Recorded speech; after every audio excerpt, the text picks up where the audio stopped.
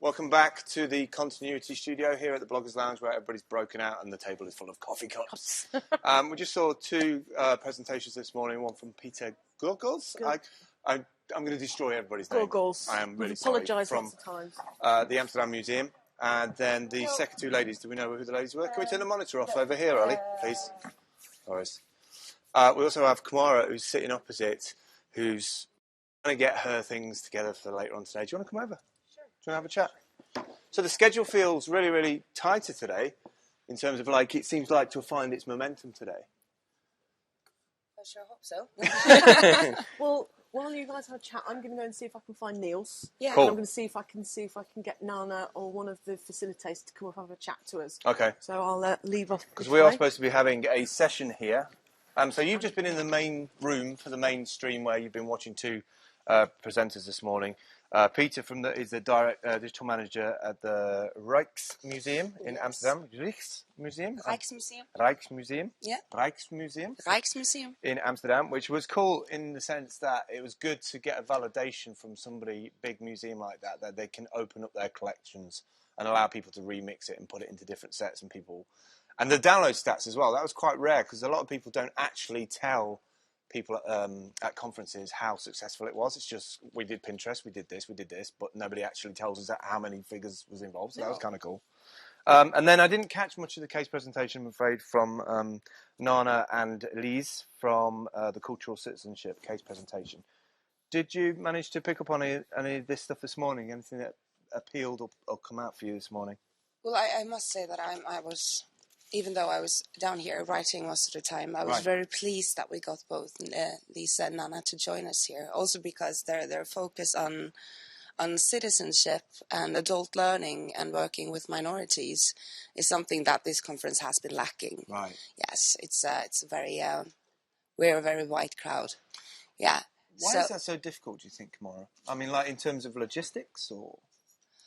No, I think it's about in some ways I think it's about a priority when you do press and you try to get people to come. But in this case, when this is a conference for the leaders, the managers, the directors, and we haven't come that far in the Nordic countries yet. Right. No, we just haven't. Right. I'm working on it. Right. I swear. Daily. Climbing to the top. Yeah, just chipping away, literally the glacier, and discovering something underneath, which would be more beautiful and celebrated. Yes, of course, but I don't think it's not in the Nordic countries now. It's not because of a lack of interest, but you know how it is when you're creating change.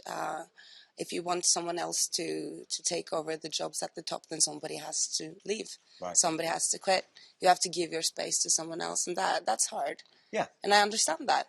Nobody wants to fire themselves for the greats of diversity. I think you bring a really interesting point up there about fresh blood into it. Most teams. I had a similar thing when I worked as a brand advocate for Nokia. Yeah.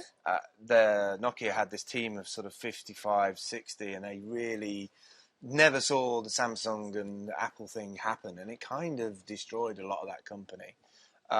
In terms of being able to be... so I really love the idea that actually they should be probably having breakouts like once a week or once every couple of weeks to say we need some fresh ideas, some fresh blood into it. But you're right, they have to give up their seat first. Yeah, you have to give up your space. Before you can go. Yeah. So that was cool. I didn't catch much of this, but another thing about doing the live streaming that I should mention is that all of this will be on demand afterwards. So if you did miss out a certain section or the breakouts, you can watch that back. The links I expect will be released in the next 72 hours. Now I've just set myself a time for that to happen, but that's fine. I'll fly back and work on that while I go to Mozfest. That's all right. So any of these questions, particular things, I like the language elements that she was talking about acquiring a language. I think that's absolutely huge. Before you even enter the digital realm, if you're moving as a migrant from one country to another, you don't have the vocal capacity to say, these are my talents and skills. Yeah, and only... as well as like in a national capacity, when you move as an immigrant to Denmark or to Norway or to Sweden, and acquiring the language to be understood. And it's a huge barrier in our countries because we really define, even though when I meet people and they don't perceive me as Norwegian because I don't look Norwegian, but the second I open my mouth, og jeg begynner å snakke sånn her, then they're like, oh yeah, okay, yeah, you're one of us. Yeah, You're one of us. Because the identity barrier, like the identity is a language in so many ways. And the way that Max Valentin yesterday was talking about, with his metaphor about the digital landscape and the internet as like a new continent that we are arriving to, with an entirely new language and a new setting and just a new system, a new democracy that we have to build up. And I think that language is a big part of that as well. Yeah, that's just you saying that about that diffusing the situation by mentioning just a few words. It kind of strips away all the other stuff. Yeah. We've been joined in the studio. Welcome. I'll pass the mic up. Kamara, thank you very much. There you go. Carry on. We've got a breakout this morning, which was a roundtable session, which was discuss and answer questions that are raised from the case presentation. So, good morning, welcome. Thank you. Carry that on, Lisa? Just introduce yourself, Lisa. Okay. My name is Lisa Satrup. I'm from the National Gallery in Denmark, doing a PhD in the democratic role of art institutions, and from Roskilde University as well, from the Department of Society and Globalization. So round table rather than breakout. So I know we're in a modularised sort of role with the conference. Did you decide to do the round table session rather than breakouts? How did it become a round table session? Do you know? I don't know. You don't know? No, That's fine. sorry. I'm just so down there at the moment. They're all sat round tables, which you guys can see when you go down to Nautilus. But we wanted to try and give you something that is in the cloud rather than you just passively watching on the ground. It would be great for us to have had a camera down there on a table with some moderation, but that's not something that we had time to do for you guys this time. So I think we have a better option, which is we've got Lisa to come and talk to us. So they've got some questions around the table. So what are they doing down there? What are you going to be talking? How does your role as facilitator work? And what are you wanting to get out of this session? Right now, I'm just escaping my role as a facilitator. No, but what they're doing is that I have to talk about their own practice in their own art institutions, but they have to talk about it and using the tools from the presentation. So they have to talk about the two different notions of citizenship we presented and try to examine their own practice, focusing on the more disciplining understanding of citizenship and the cultural citizenship which looking at citizenship as a process and opening up for new becomings. And then they're also trying to examine their practice and looking back on disruptions. I presented a case which I call a kind of disruption in the art institutions. So they have to go back and remember some of this disruptions. Phil's smirking. He's all about disruption, aren't you? Oh, yeah. all day long, I am about disruption. Sometimes you just need to upset the apple cart to get people to listen. Yeah, exactly. So I hope when they go into their own, I'm sure they have experiences of disruptions, and when they go into them now and examine them, maybe it's possible to see something new. There's that friction, isn't there? We need to have that friction of dialogue to initiate change and an identification with what's coming next. I think we've got the questions that we had in originally. I don't know if these had changed. We've got, how can art museums help adult second language learners acquire a language? Is that still one of the questions? Not at all. Not at all. No. Can you remember what the questions were that you guys are wanting to ask? Can you ask them? Because what I think would be really great, if you are watching this, write a blog post answering these questions and send them, tweet the link so that we can have a read and include them in the legacy documentation of the conference. But also, we'll look at putting together a little workshop that you can perhaps download and actually run in your institution, because this sounds like something that they can sit down, watch what we've done here, and then you can see if you can replicate it in your organisation. So what were your questions? The first question was about the citizenship notion. Looking back on their own practice, how do they work with citizenship?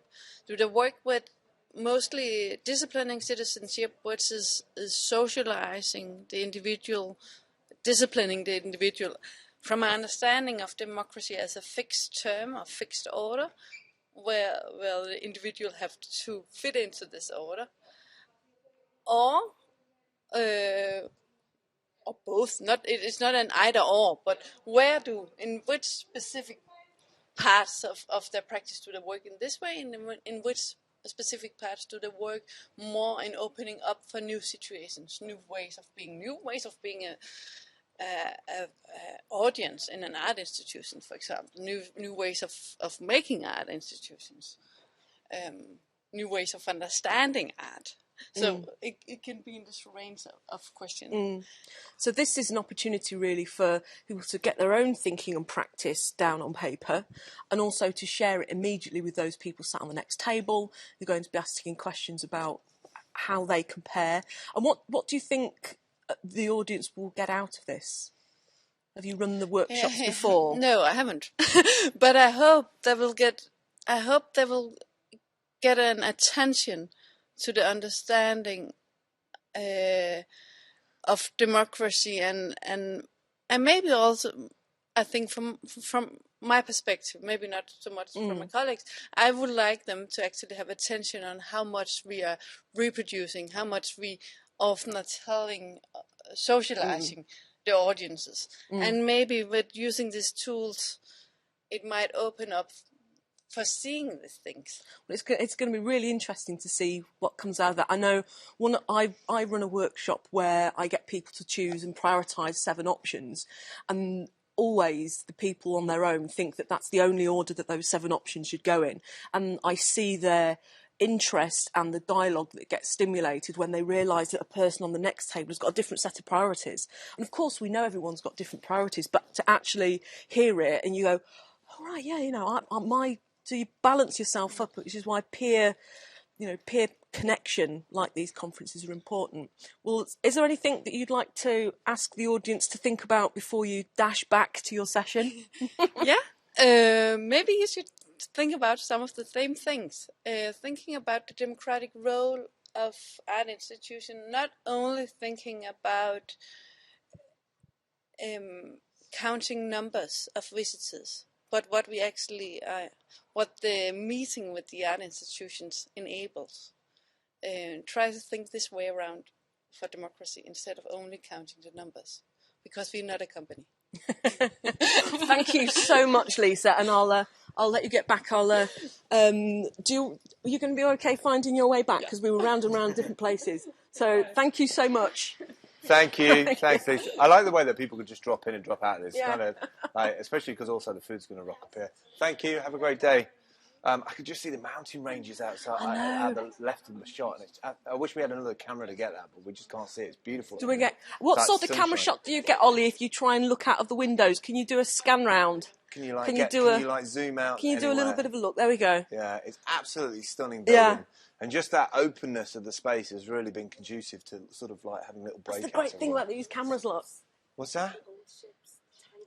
Oh, it's just stunning. It's just stunning. I could really it's like a canvas for creativity for me. I could just sit out there with a little stool and a picnic and just sit there all day and audio blog. I know when I was working in the Lake District, I loved walking to work with the mountains with a little bit of snow dust, but this is kind of that magnified by 1,000. Right, so amazing. So bring you back into the events to make sure that you don't miss out on anything today. Do get hold of the Busy Boot app. I know it's a strange, weird-sounding name, and you've probably got a million apps on your phone already, but it's a really good way of keeping up with the different schedules today.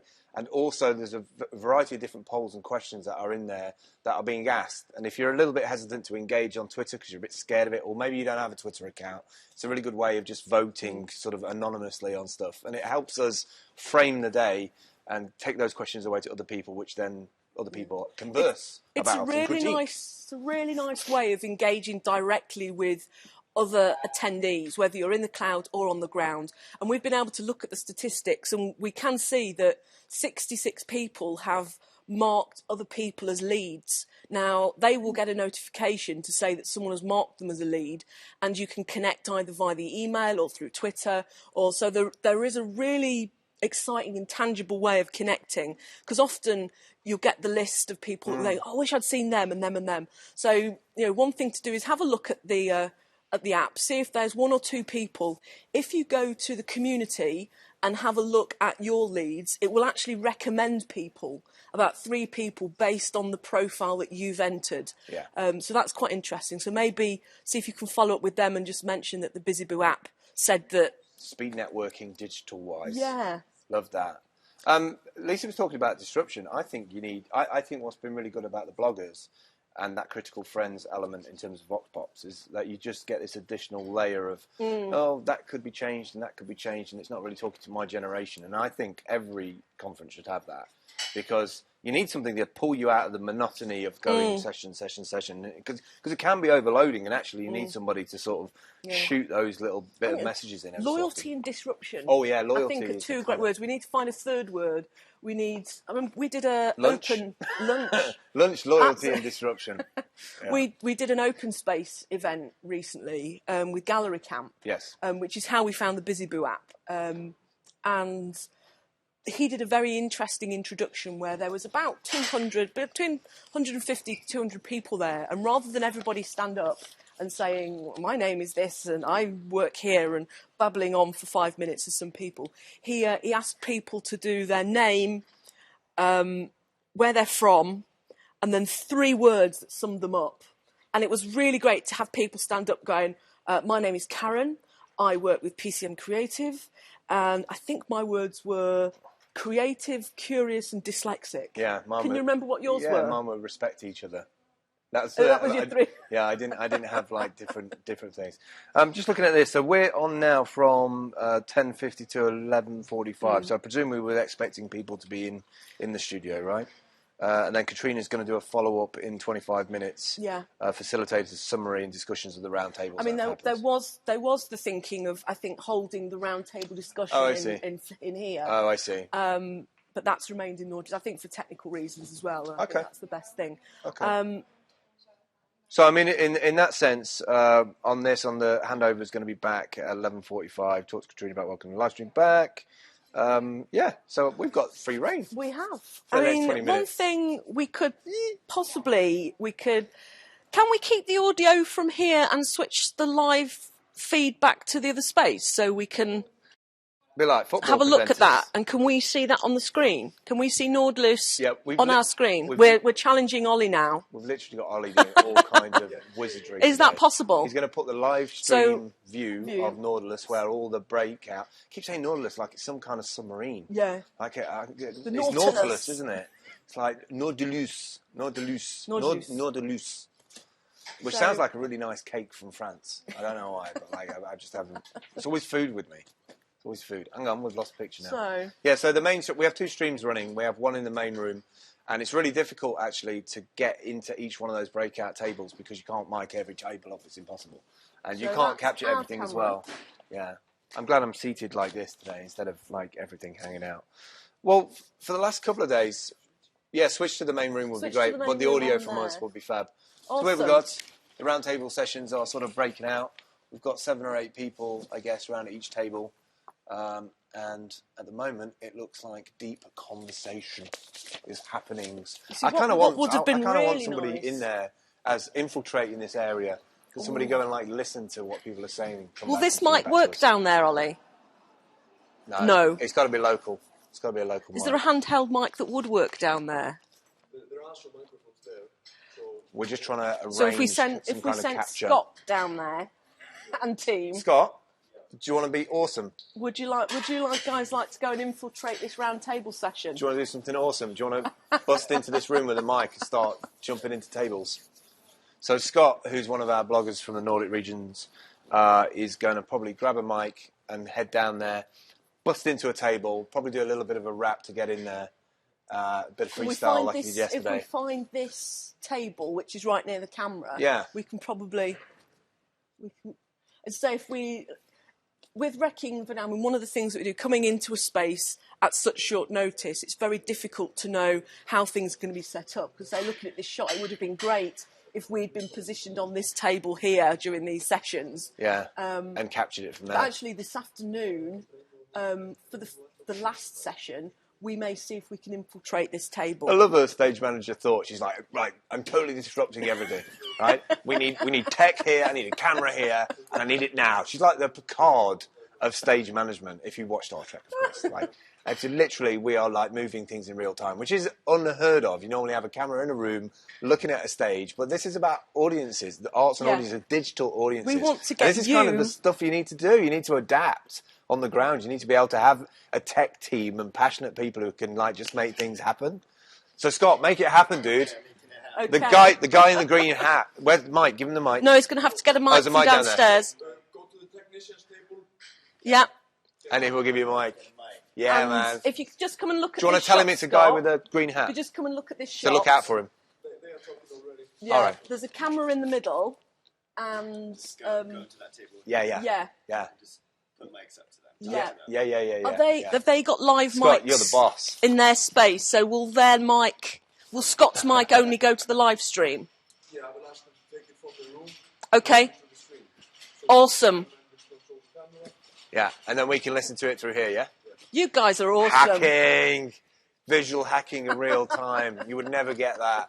And I think talking about audiences, us as a conduit in terms of continuity between different rooms, you've got to be able to deal with your local audience, which is your tech team, to be able to supply that things. And if you don't have a clear narrative of how you're going to pull that off, it can just be a mess. We could have been sitting here for half an hour. But actually, we've got some content somewhere else, and why don't we use it in our stream? So I think that's it. It's always a good thing if you're going into a venue.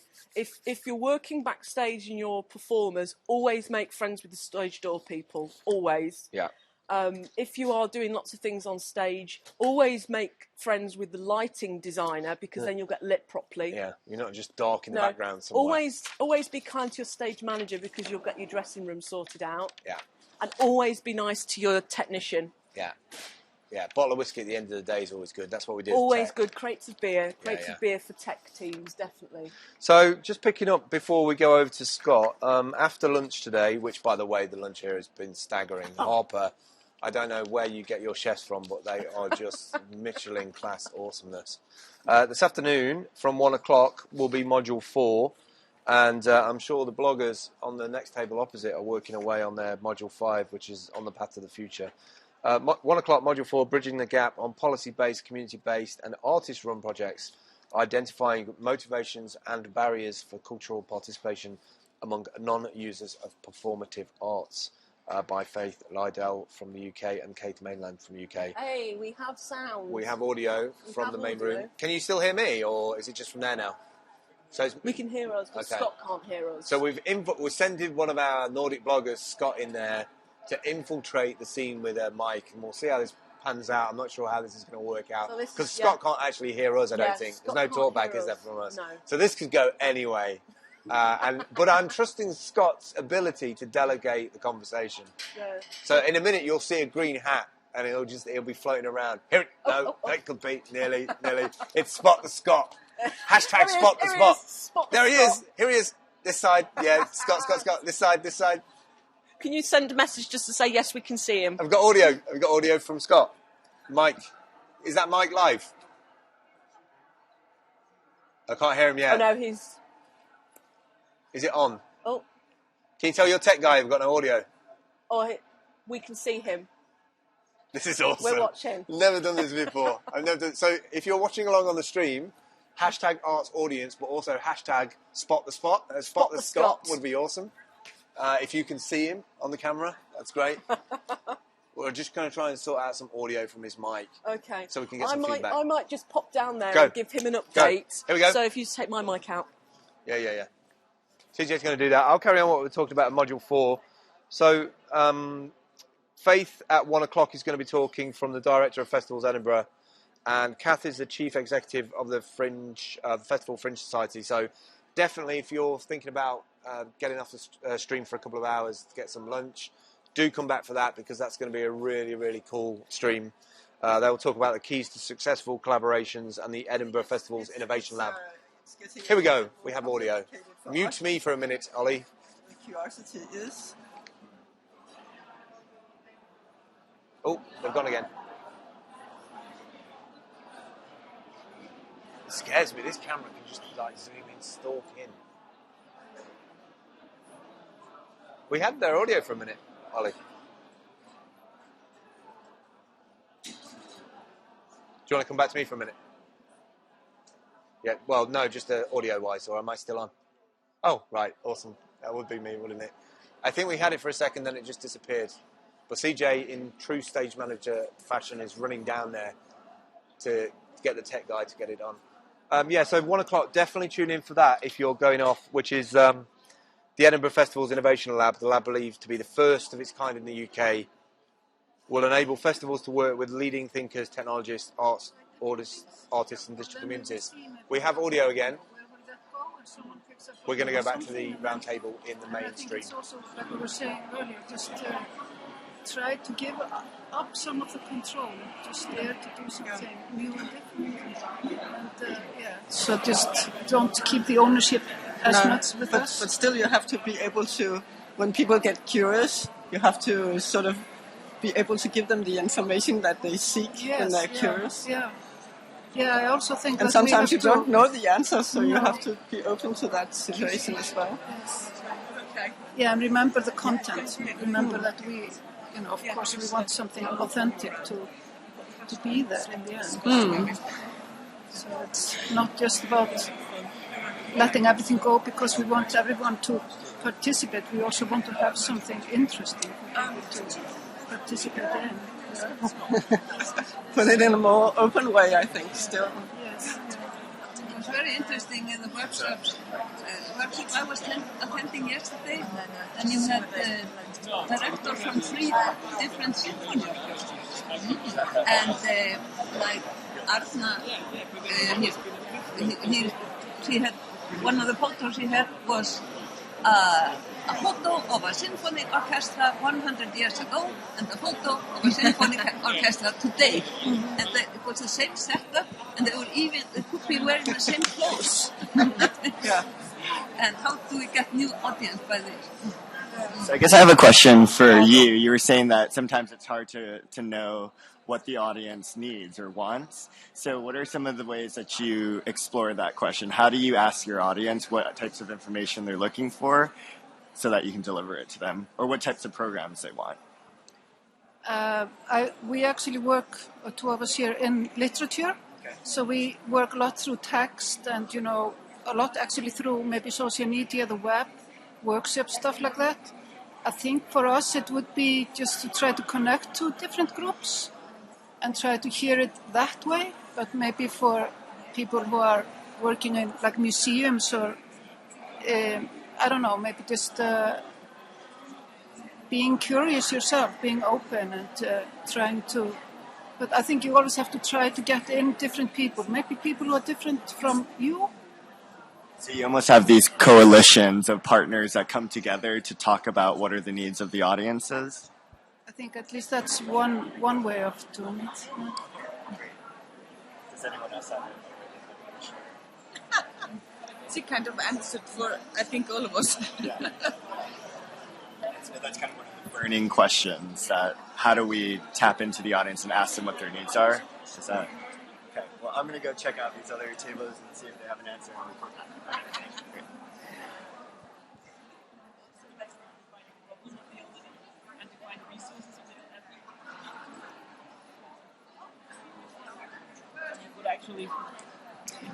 Hi, sorry, keep going. I'm just one of the youth bloggers. Okay. No, it's fine. I'm one of the youth bloggers, so I'm just keeping in on the conversation. So keep talking. Yep. And they're really bright people here. So now nobody wants to talk. But what do you want to hear? No, just what's going on in the car. And it's not just me. It's a couple other people online that are viewing too. They just want to get in on the conversations. We've been talking a bit about the difference between disciplinary citizenship and cultural citizenship. Okay. We actually landed in a discussion of leadership, I think. How to make your organization ready for cultural citizenship, that it actually demands a different kind of leadership than probably the normal management thinking creates. So did you have ideas on how to create those changes within the culture? We didn't get past the problems into the solutions, I think. But working with developing competences within the organization, I think, and practicing the ideals that you talk about when talking about audience development in connection to the audience, and practicing these ideals within the organization, I think. So not defining top-down value, but more bottom-up processes, I think. But I don't know if this is a good recap. Do you have anything maybe to add to that approach, the grassroots? So do you? No, I suppose we came to it because we were reflecting on the way that organisations like the like the Rijksmuseum had to, what they went through, the internal transformation in order to achieve the result that they had got to. But then, Amelie was also giving really interesting examples from the library sector in Denmark about working with the elderly and supporting the needs of the elderly, particularly around IT skills. And I think that was a really powerful example of cultural citizenship and sort of this kind of grassroots activity. It's almost like you're making these institutions into anchor institutions for the rest of the community. Is that sort of into anchor institutions so that where they support the rest of the community, even though that might not be their primary function is to loan books or something, you know? That's right, yeah. I thought you were saying angry institutions. Or angry. They're very angry. They're wilded up. I think it's their primary obligation, actually. To serve the community. Yeah, exactly. When I'm talking about libraries, yeah, definitely. Because one thing is providing information and books, access, but that's just one thing of the main obligation. When we talk about democracy and empowerment, citizenship, whatever the buzzwords are, I mean, definitely, it is the core task. So don't you think that maybe art galleries are just more than a space for artists? You know, maybe they can also do the same thing that libraries are doing and reach out to the community. I think they should. Definitely. That was an easy answer. Yeah, I know. That was kind of a leading question on my part. Sorry. Definitely. Yeah. And one last question to ask, which they were sort of wondering what others had and what their thoughts were. You know, how do you identify the needs of your audience? I mean, do you have focus groups? Do you reach out to them personally? Do you just continue to reiterate? I mean, what's your approach? I don't know. I think personally, yes, you need to reach out to them. You have to ask your audience. And I think in the libraries, they have it probably quite easy because a lot of things that are going on in libraries are people coming to ask for information. So you can easily sort of put in a few questions around their needs, sort of in general, and not just their current needs. It's probably a little bit more difficult in art museums where you don't have necessarily that sort of conversation with people at the same level as you would have in libraries. So surveying the audience. Well, focus groups, yes, is a good idea, but just sort of making sure that the people who actually have the contact with the audiences, like the front of house people, ask these questions and know what to ask of people to get the information that we need to develop our approach and cooperation with audiences.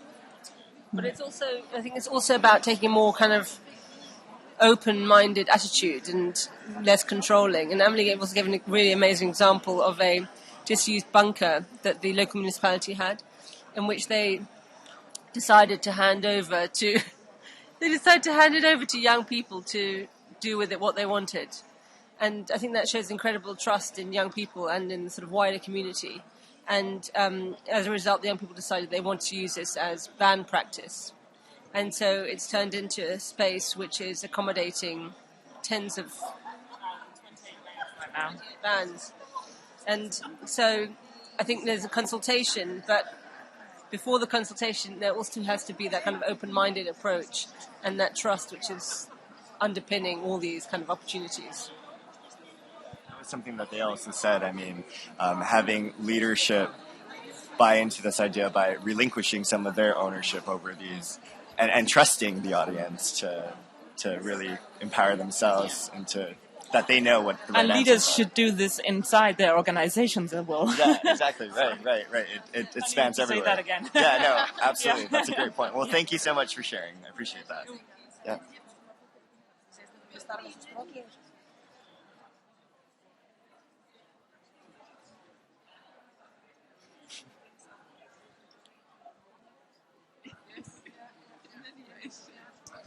they still are. I'm just one of the youth bloggers, and we're live, just broadcasting to the online audience. So just continue the conversation, but yeah, we just wanted to get a different viewpoint. Okay.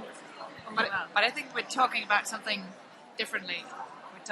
Actually we ended up talking about Los Angeles and how the Scandinavian profile is working over there. So. Right.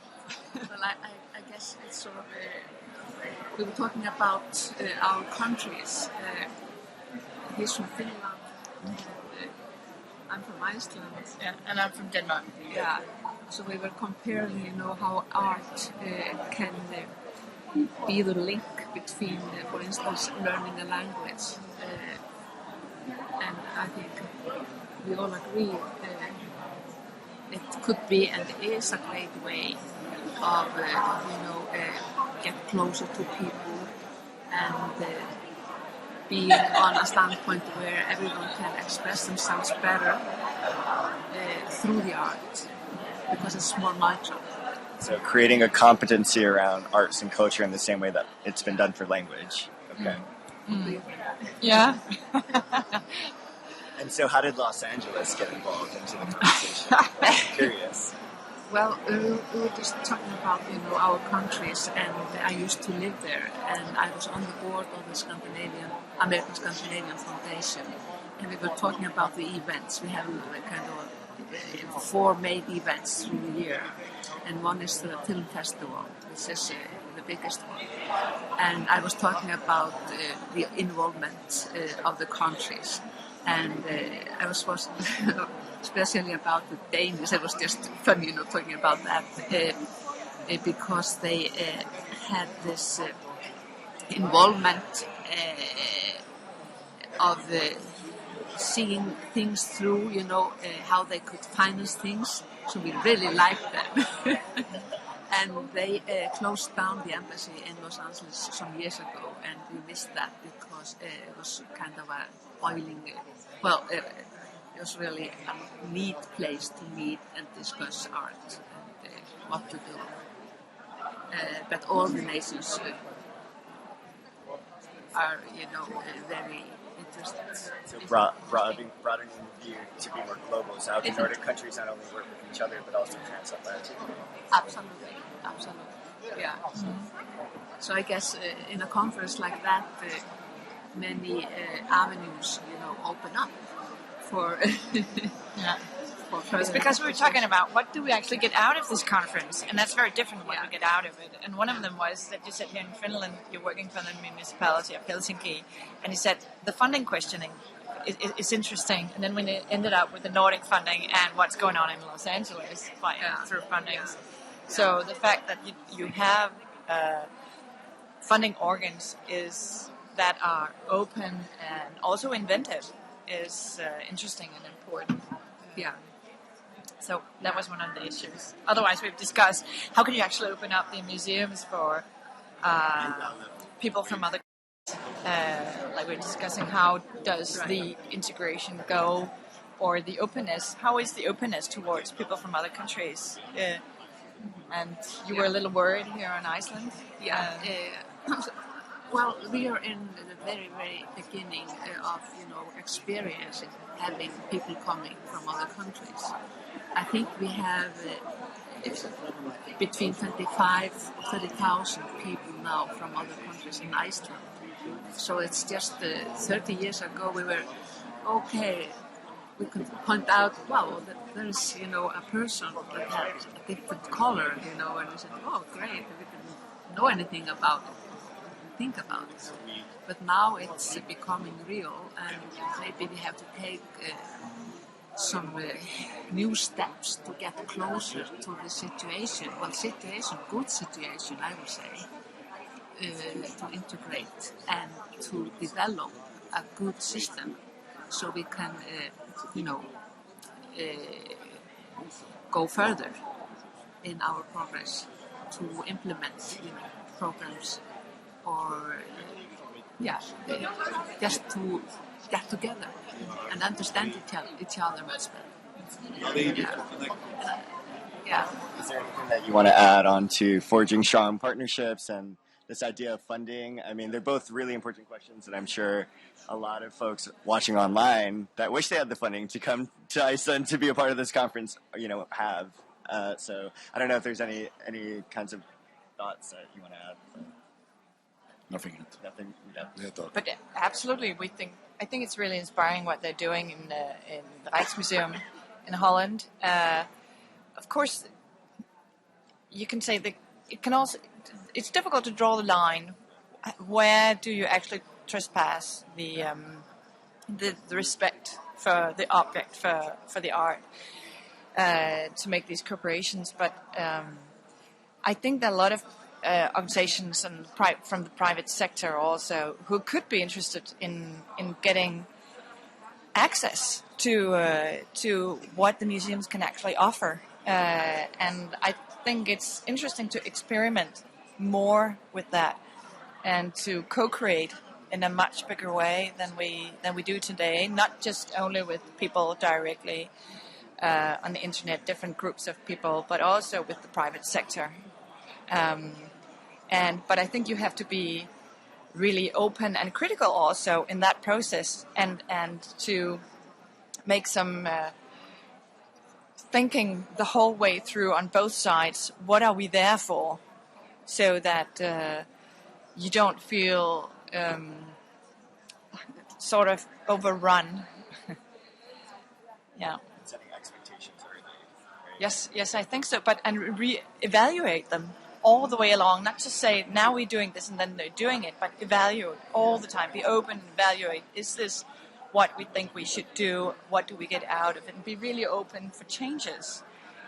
So I really like the last speech also saying that we are being open for, we are looking for these kind of holes where something can happen that it's not predicted, and that can be good and bad, and then you evaluate the situation.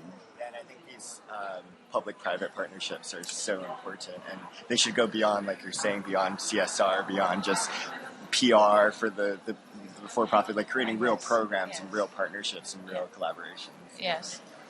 And also recognize that there are knowledge on both sides that can be surprising sometimes. Yeah, exactly. And there's an example in the museum, States Museum in Denmark, where they cooperated with a firm working with plastics.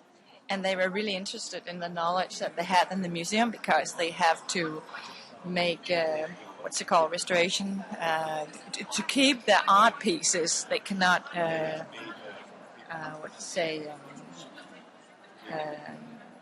the ruin over the years, so they have a lot of knowledge on how to actually maintain and keep plastic.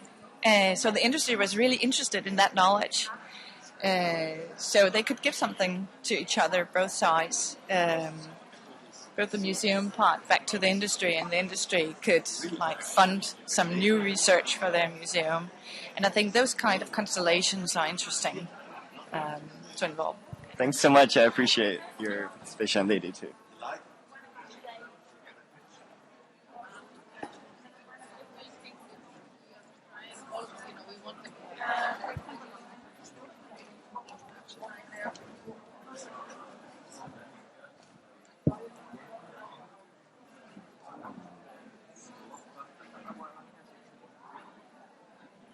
Not liking it. So our approach has been like that, like saying that we get a lot of people who discuss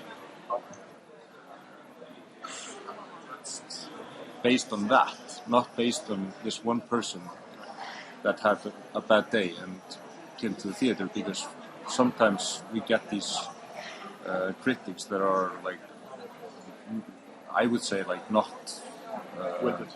Yeah, not with it. Yeah. So we wanted to give the online audience a little taste of different roundtables. So continue as you were, but I just wanted to let you know that there's a live mic.